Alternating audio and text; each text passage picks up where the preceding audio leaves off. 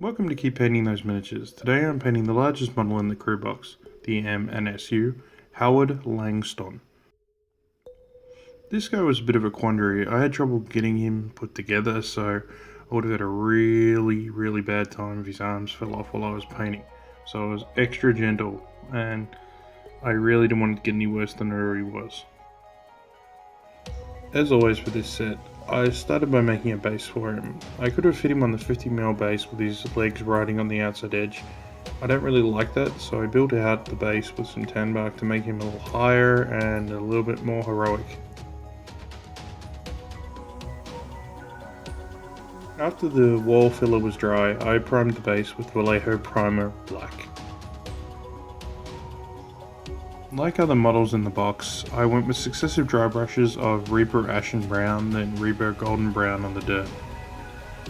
For the rocks, or tan bark, I used successive dry brushes of Vallejo Game Color Somber Grey, then Reaper Concrete Grey.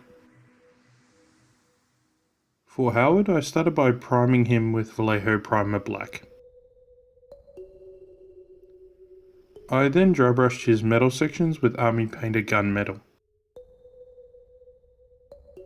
The next largest section was his skin. I watered down some Reaper Caucasian flesh and painted it liberally in multiple coats till I got him a nice colour.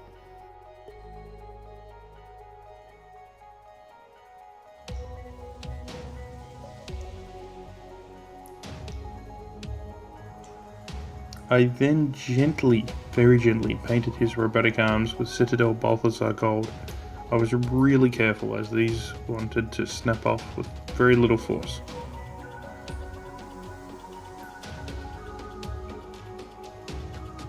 Next was the wire going from the base to the back of his head.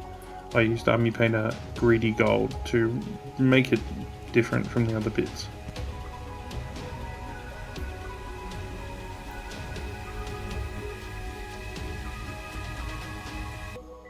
Here I am adding even more Reaper Caucasian flesh to the body to bring the colour up even further.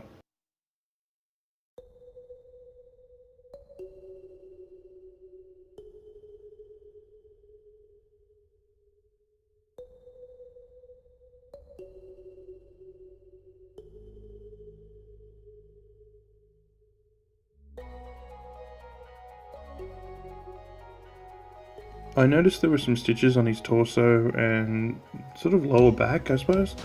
I used Army Painter Gunmetal to pick them out. I was pretty careful.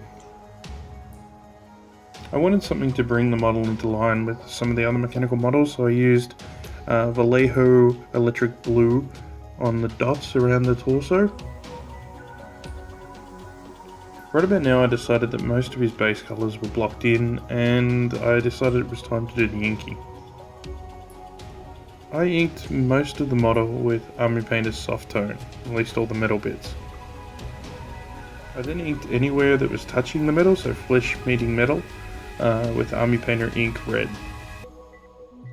I then used the little Army Painter Ink Dark Tone on his face to try and bring out the details and strengthen it a little, because it was very sort of difficult to see. In aid of strengthening his face, I added a little bit of Army Painter Matte Black to his eye to try and darken it up a bit.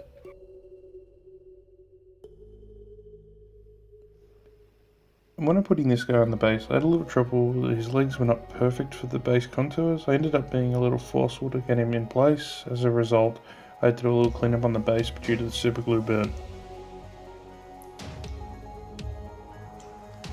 When this guy wasn't on the base, I wasn't sure I liked him. On the base, I think he was really good. I don't know what changed, but it did. So, hooray. Keep painting those miniatures, people.